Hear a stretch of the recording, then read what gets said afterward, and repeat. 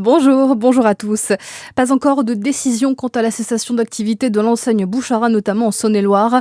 La marque de décoration et de linge de maison qui a été placée en redressement judiciaire en janvier dernier.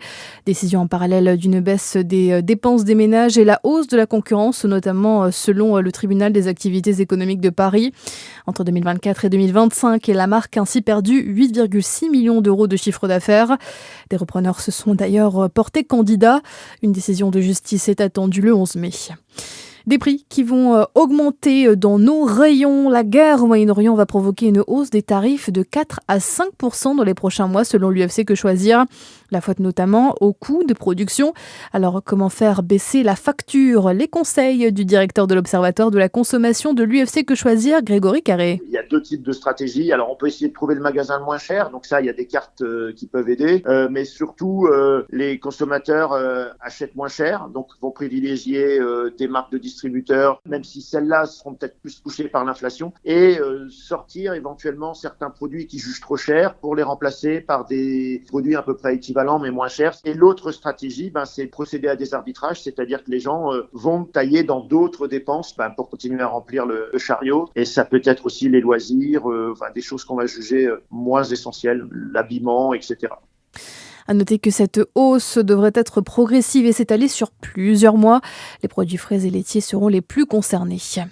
Mobilisation des artisans jurassiens ce vendredi contre justement la flambée des prix, celle des matériaux et du carburant.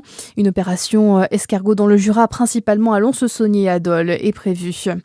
L'info, c'est aussi près de 12 millions de comptes concernés par le piratage du portail de la NTS. La plateforme chargée d'accompagner les usagers dans leur demande de titres réglementaires comme les cartes d'identité.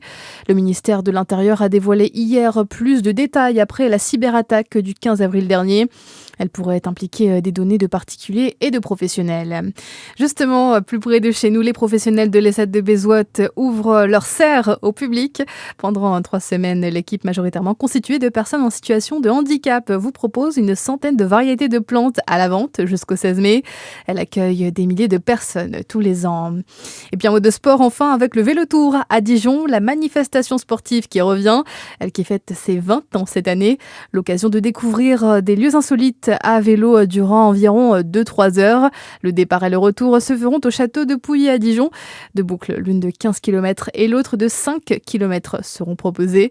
Les inscriptions s'ouvrent à midi. Le Vélotour qui aura lieu le 13 septembre prochain. Le foot dans le pays, c'est aussi au programme ce soir un match en retard de la 26e journée de Ligue 1. Le Paris Saint-Germain reçoit Nantes, c'est à 19h. Voilà pour l'essentiel, à suivre la météo sur Fréquence Plus.